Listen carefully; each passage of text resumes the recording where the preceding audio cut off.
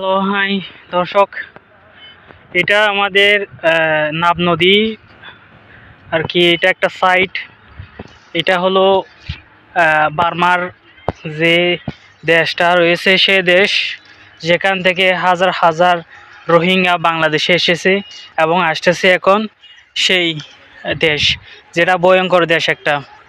তো এখান থেকে অনেকে আসে বার্মার থেকে বর্তমানে, এবং অনেক ভয়ঙ্কর অনেক ভীতু কাজ চলতেছে এখানে। কারণ এখানে মায়ানমার যারা মিলিটারি রয়েছে, যারা প্রশাসন রয়েছে, তারা গোলাগুলি করতেছে, বোম ব্লাস্ট করতেছে প্রতিদিন। এই কারণে মানুষ অনেক আতঙ্কের মধ্যে আছে, বাংলাদেশের মানুষ বিশেষ করে। এখানে যখন মায়ানমার দেশে যখন বোম ব্লাস্ট করে, তখন এখানে অনেক সাউন্ড হয়, আওয়াজ হয়। এই কারণে আমাদের যারা এই কোস্টাল, যারা এই বর্ডারের মাঝে মধ্যে যারা রয়েছে, তারা অনেক আতঙ্কিত থাকে। রাত হলে তারা অনেক ভীতু হয়ে যায়, ভয় পায়। এই কারণে এটা হলো সেই মায়ানমার দেশ। যেটা দেখা যাচ্ছে, এটা হলো কিছু ডিয়া বলে।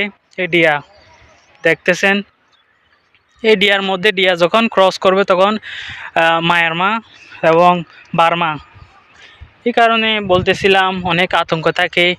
এই দেশ থেকে প্রায় 2017 সালে প্রায় মোর দেন 15 লাখ রোহিঙ্গা বাংলাদেশে এসেছে এবং আশ্রয় নিয়েছে। এখনও বাংলাদেশে আসতেছে রোহিঙ্গা, প্রচুর রোহিঙ্গা। প্রায় এর ভিতরে 3 লাখ 4 লাখ রোহিঙ্গা এসেছে বাংলাদেশে মায়ানমার থেকে। এটা আমাদের জন্য দুঃখজনক একটা ঘটনা, কারণ এখান থেকে আসছে এবং বাংলাদেশ অনেক ক্ষতিগ্রস্ত হয়ে যাচ্ছে, কারণ আমাদের দেশ অনেক ছোট। এই কারণে আর কি অনেক রোহিঙ্গা এখানে আসছে। তো এটা তুলে ধরার জন্য আমি এখানে আসলাম আর কি।